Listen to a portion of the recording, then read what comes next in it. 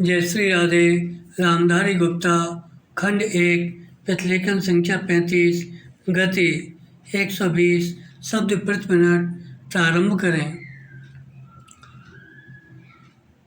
महोदय, मुझे इस संबंध में एक बात और कहनी है।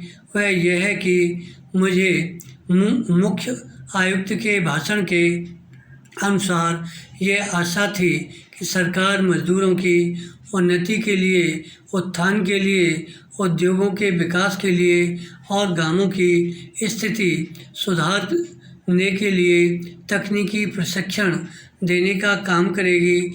लेकिन ऐसा ज्ञात होता है कि आर्थिक शक्ति सीमित होने के कारण इस ओर कार्रवाई करने की संभावना नहीं रही। फिर भी मुझे आशा ही नहीं, अपितु पूर्ण विश्वास है कि भविष्य में हमारा मंत्रिमंडल इस ओर अवश्य अवलंब ध्यान देगा। इसी प्रकार से ग्रामीणों की अवस्था सुधारने के लिए सरकार घरेलू उद्योग धंधों को भी बढ़ाएगी, जो अभी तक नहीं के बराबर हैं। विराम पैरा। भारत की दृष्टि से कुटीर उद्योग बड़े उद्योगों की अपेक्षा अधिक लाभदायक हैं। पहली बात तो यह है कि भारत एक गरीब देश है और उसके पास इतना पैसा नहीं है कि वह बड़े उद्योगों के लिए पर्याप्त संख्या में बड़ी बड़ी मशीनें मंगवा सके। विराम।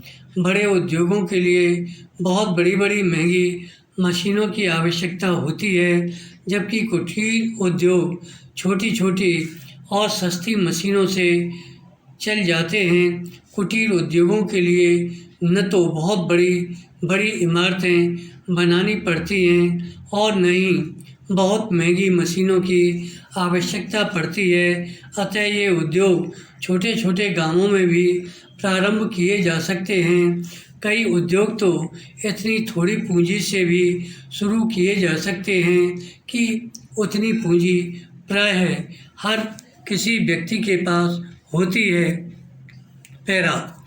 कुटीर उद्योगों में दूसरी बड़ी सुविधा यह है कि इनमें बहुत अधिक मजदूरों की आवश्यकता नहीं होती।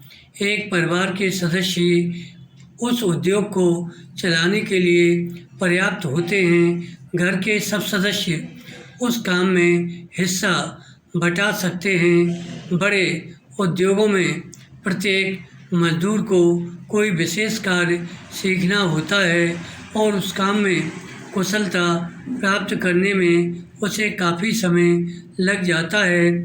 तीसरी चीज़ जो मैं आपके सामने रखना चाहूँगा वह यह है कि जो विचार और सुझाव आपके सामने प्रस्तुत किए गए हैं वह एक पवित्र, शुद्ध और जनता व प्रांत के हित को ध्यान में रखकर ही प्रस्तुत किए गए हैं और मुझे पूर्ण विश्वास है कि बिना किसी दलगत भावना के शिकार हुए आप उनकी जांच करेंगे और यदि वे जनहित की कसौटी पर खरे उतरे तो उन पर कार्रवाई करेंगे।